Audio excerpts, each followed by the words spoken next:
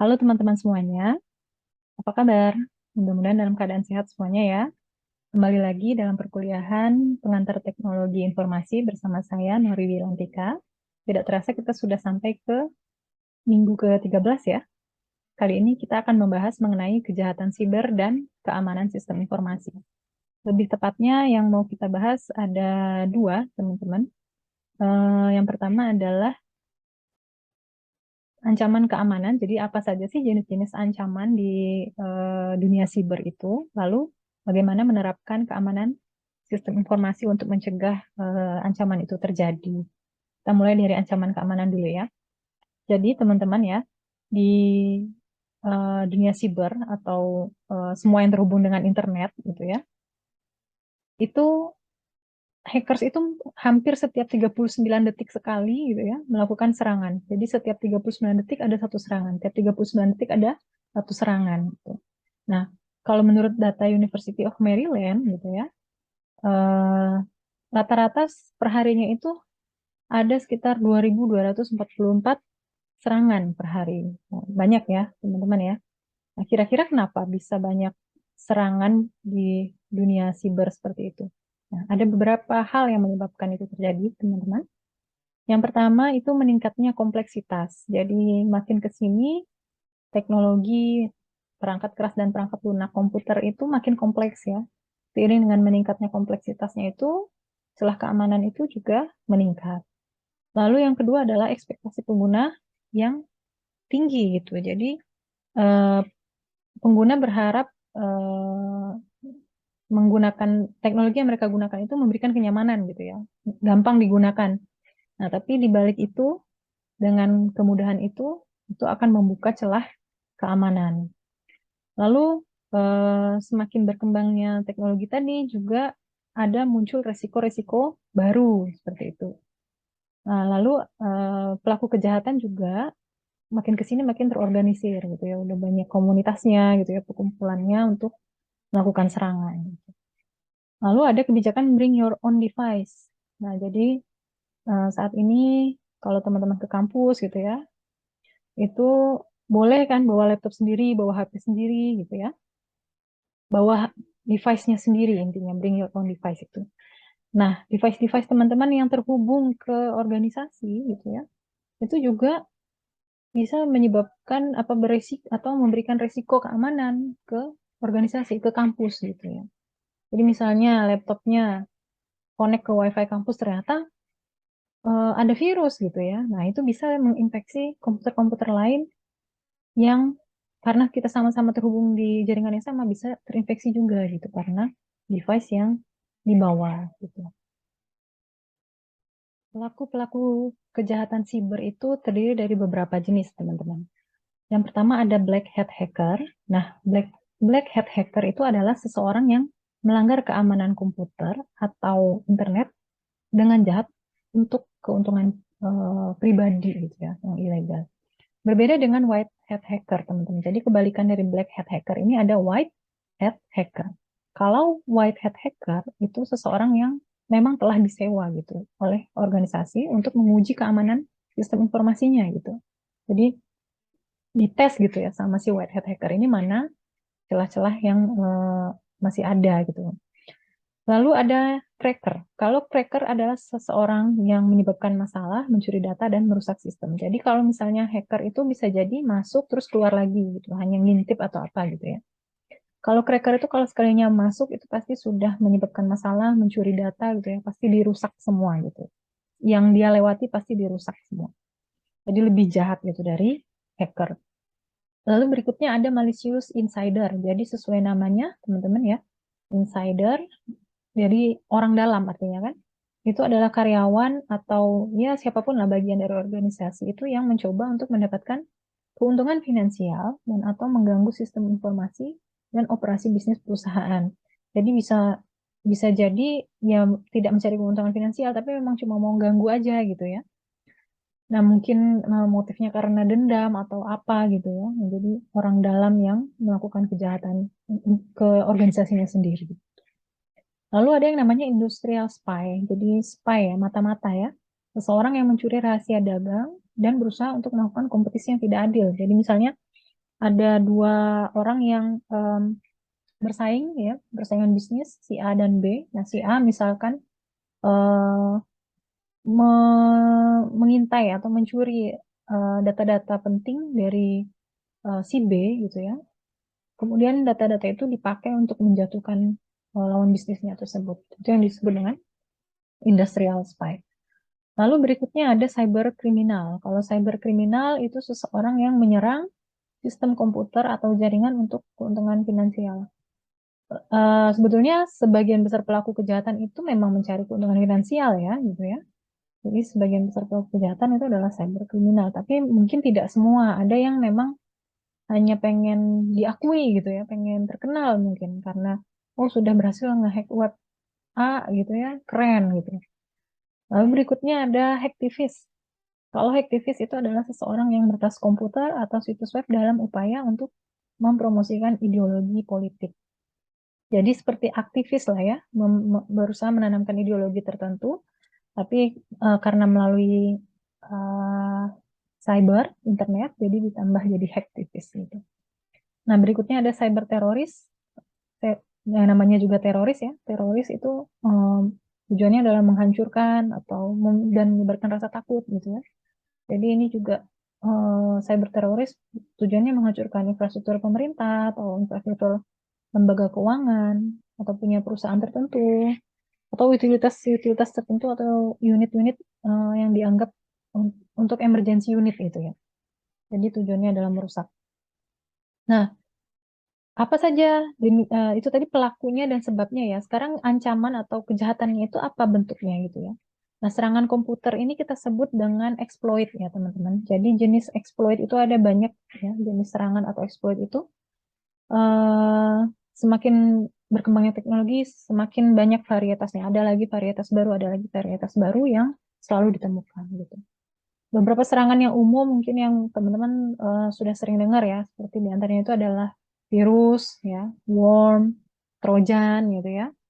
Nah itu yang kita akan coba bahas satu-satu. Yang pertama ada ransomware ya.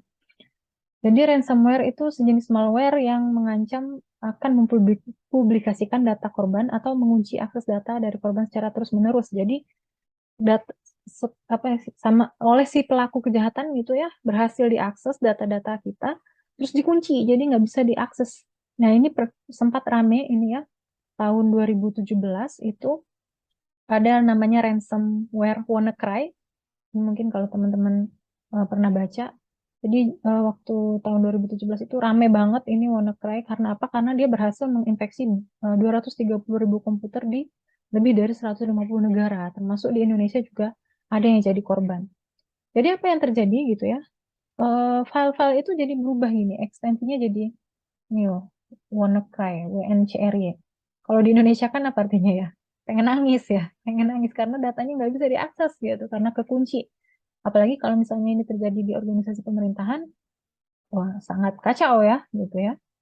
Nah jadi tadi WannaCry itu, ransomware itu mengunci tadi, mengunci dan dia minta uang tebusan.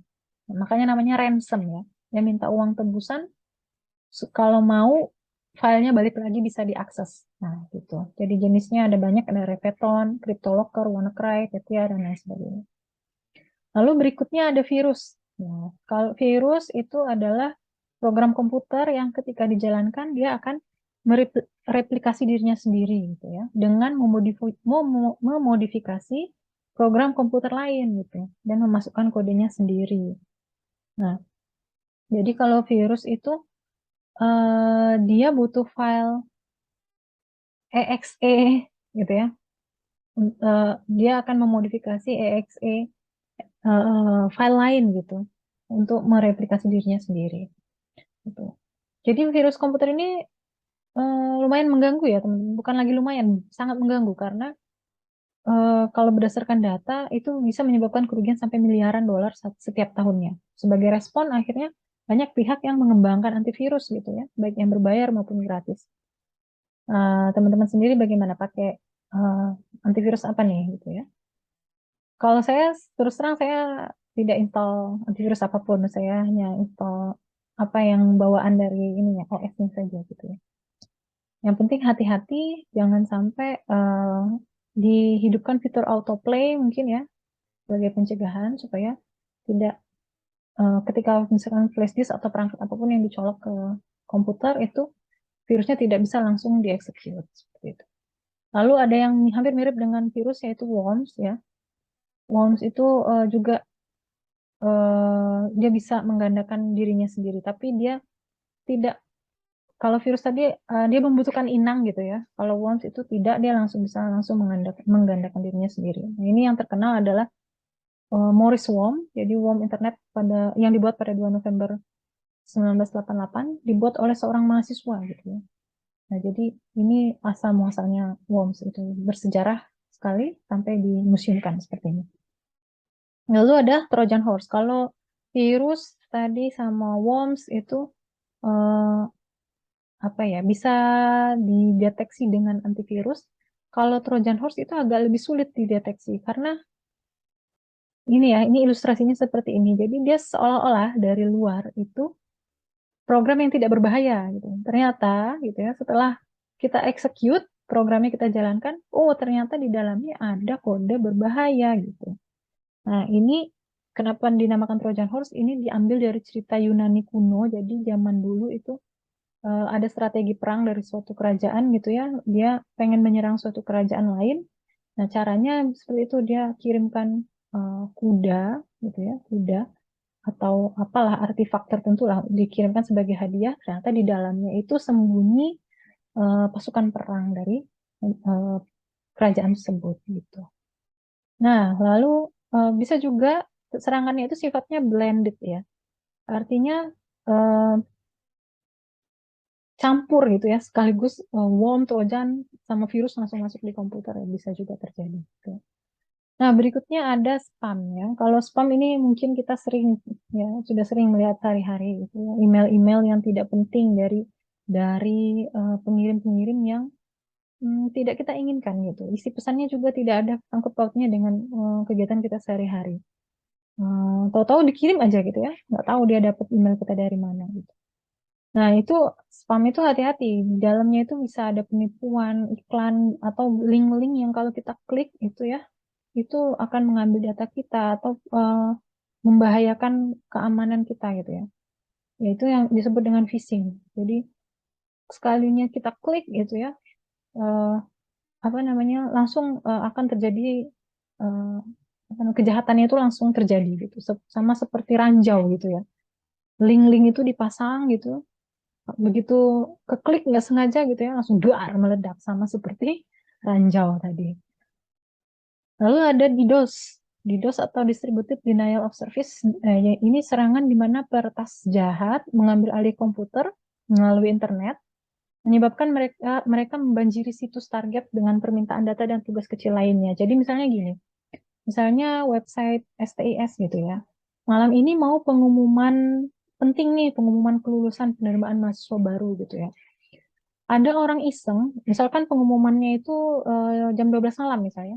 Tapi ada orang iseng sekitar jam 11 atau 11.30 gitu ya, peretas gitu ya. Dia request, ya, pokoknya mengakses terus gitu secara bersamaan, itu ya yang disebut dengan membanjiri situs itu ya. Mengakses secara bersama-sama, diserang banyak gitu ya. Sehingga servernya STS itu kewalahan gitu ya, menjawab request-request tadi. Nah, akhirnya eh, servernya bisa down gitu ya atau jadi lambat sekali. Akhirnya yang pengguna asli, nah ini ilustrasinya ya, ini si hacker tadi make jalan padahal dia nggak ada tujuan gitu. Padahal yang pengguna asli di sini mau masuk mengakses web STS itu jadi tidak bisa gitu. Itu yang disebut dengan DDoS. Lalu ada rootkit. Kalau rootkit itu serangkaian program yang memungkinkan penggunanya untuk mendapatkan akses setingkat admin atau root ya. Kalau teman-teman yang biasa eh, ngoprek-ngoprek Android-nya atau kalau pengguna iOS ya, jailbreak, nah itu tahu ya, kita pengen dapat akses root supaya bisa diutak-utik gitu semua akses-akses yang lain. Nah, tadi yang saya sebutkan ada phishing ya. Phishing ini jahat sekali teman-teman. Jadi tindakan penipuan menggunakan email, ya biasanya sih email, tapi zaman sekarang bisa juga lewat SMS, lewat WhatsApp gitu ya, ngirim-ngirim pesan penawaran pinjaman atau mama minta pulsa atau apa gitu ya, ada linknya gitu, atau berita, pura-pura berita linknya kok aneh gitu ya, atau iklan lowongan kerja misalnya, terus ada linknya tapi linknya kok aneh gitu. Nah, link-link yang aneh-aneh itu untuk mencoba mendapatkan data pribadi dari korban yang mengklik itu gitu. Jadi phishing ini sifatnya teman-teman one click attack. Jadi sekalinya klik itu tidak bisa diundo. Jadi hati-hati betul kalau misalnya ada link-link yang aneh-aneh yang dikirim ke WhatsApp, grup WhatsApp gitu-gitu ya. Itu kalau sekali udah klik gitu ya, udah disedot semua data kita gitu. Jadi cara phishing itu ya itu tadi lewat pesan atau email dikirim-kirim spam gitu ya, yang seolah-olah tampak. Misalnya contoh misalkan seolah-olah dari BRI misalnya kita disuruh update password misalnya gitu ya. Ternyata itu bukan dari BRI beneran gitu. Ternyata itu adalah peretas untuk supaya kita klik kemudian kita diambil data-datanya untuk mereka nanti menjebol rekening kita dan lain sebagainya. Gitu. Nah, lalu ada namanya data breach. Data breach itu adalah penyebarluasan informasi yang pribadi ya atau rahasia secara sengaja atau tidak sengaja ke lingkungan publik. Nah, data breach ini sayang sekali sering terjadi di Indonesia ya teman-teman ya. Kalau teman-teman lihat di berita, ini data yang tahun 2020 aja ya. Ini ada Tokopedia, ini 91 juta data bocor, Red Doors, yang ada juga Bukalapak ya, cuma saya nggak sertakan di sini ada Bukalapak, EHAK ya, dari EHAK juga ada yang bocor dan dari beberapa instansi pemerintah lainnya itu sering sekali terjadi sayangnya. Apa gunanya sih mereka tahu username password? Misalkan ada yang mungkin bertanya-tanya mungkin ya, alah Bu yang bocor kan cuma username-nya aja misalnya gitu ya. Tapi yang bocor cuma username itu berbahaya loh teman-teman. Nanti si hacker-hacker itu mereka melihat misalkan si A ini username-nya ini. Passwordnya itu tinggal mereka kombinasikan yang mencari kombinasi angka huruf gitu ya, pakai algoritma ditebak. Itu namanya brute force ya, brute force dicoba sampai ketemu. Nah, itu bisa terjadi. Nah, kalau sekalinya udah ketebak ini passwordnya, udah biasanya orang-orang itu passwordnya kan itu-itu aja biasanya ya. Biasanya passwordnya itu-itu aja. Sekalinya ketebak kita itu bisa membuka celah keamanan ke akun-akun kita yang lain gitu. Jadi eh, bahkan username-nya saja pun tidak boleh gitu. Jangan jangan sampai bocor gitu. Jangan sampai kita berpikiran bukan username-nya saja gitu. Passwordnya tidak. Passwordnya bisa ditebak. Itu yang namanya brute force attack. Jadi nanti hacker itu tadi seperti yang saya bilang mereka mencoba segala jenis kemungkinan angka dan huruf dikombinasikan terus dicoba masuk ke akun kita tadi gitu. Nah, bagaimana cara untuk menerapkan ya keamanan sistem informasi supaya mencegah hal itu terjadi tadi ya, terutama untuk diri kita sendiri pribadi tentunya dan untuk organisasi. Nah, beberapa langkah pencegahan yang bisa dilakukan ya teman-teman. Yang pertama adalah asesmen risiko. Jadi kita harus menilai risiko terkait keamanan pada keamanan dan jaringan organisasi. Ini kita bicara konteks organisasi karena teman-teman nanti kan akan ditempatkan di BPS gitu ya dan menjadi bagian dari unit IT tentunya berpikirnya bukan hanya untuk diri sendiri tapi untuk seluruh BPS bagaimana nih supaya keamanan ini uh, terjaga gitu ya, keamanan jaringan dan informasi di BPS. Jadi kita harus menilai gitu ya kira-kira apa nih resikonya gitu ya. Contohnya seperti ini nih. Kira-kira oh DDoS itu kira-kira peluang terjadinya berapa persen sih dalam setahun gitu ya. Berapa kali? Kira-kira kerugiannya berapa kalau misalnya terjadi. Nah, nanti dikali-kali-kalikan kita rankingkan gitu ya.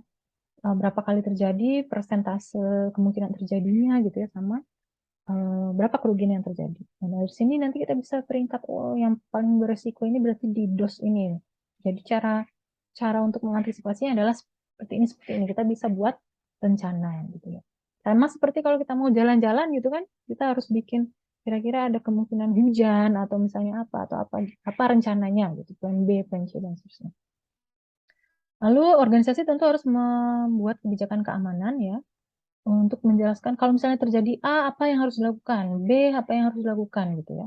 Tentu tentu perangkat keamanannya juga harus kita lengkapi baik perangkat lunak, perangkat keras gitu ya untuk menjaga keamanan dan informasi di organisasi. Misalnya pakai firewall, antivirus gitu ya diinstal.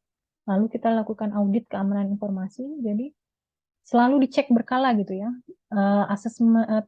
Asesmen resikonya, kebijakan keamanan dan perangkat keamanan tadi dicek terus, udah benar belum, udah update belum, kayak gitu. Itu namanya audit. Tentu saja kita harus mendeteksi juga ya, terus diawasi terus, ibarat petugas keamanan komplek gitu ya, kan dikeliling terus ya, keliling. Jadi kita deteksi terus ya, ada nama sistemnya intrusion detection system, bisa pakai itu.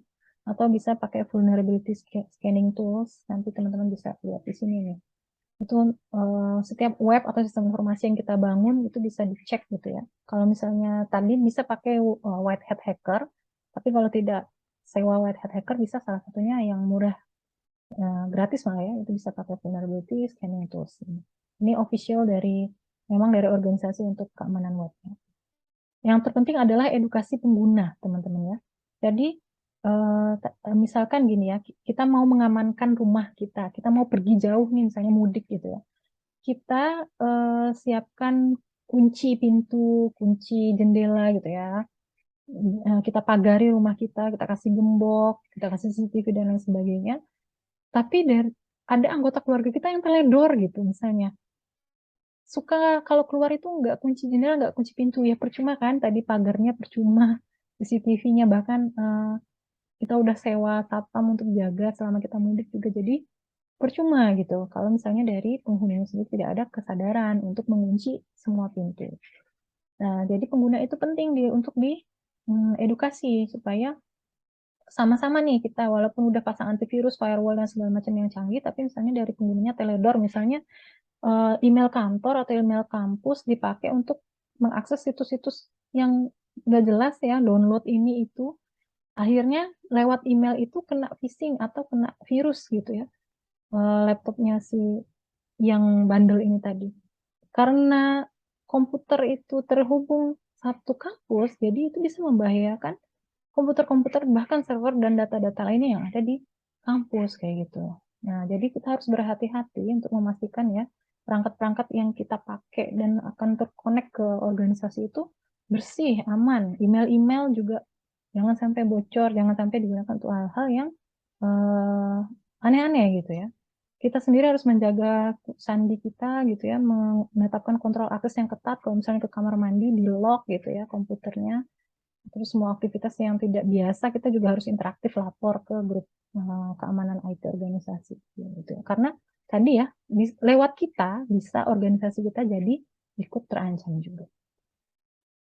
Nah, itu tadi teman-teman yang sudah kita pelajari ya, tadi keamanan, ancaman ya, ancaman di dunia cyber itu ada apa saja tadi ya, sebab-sebab terjadinya, pelakunya, jenis-jenisnya, lalu cara pencegahannya seperti apa. Lebih dalam nanti teman-teman bisa baca referensi yang sudah saya bagikan di Google Classroom ya. Ada ini yang pertama, yang kedua dan ketiga, silakan dibaca dulu. Nanti jika ada yang belum jelas, kita akan diskusikan melalui sesi tatap muka pada Zoom meeting.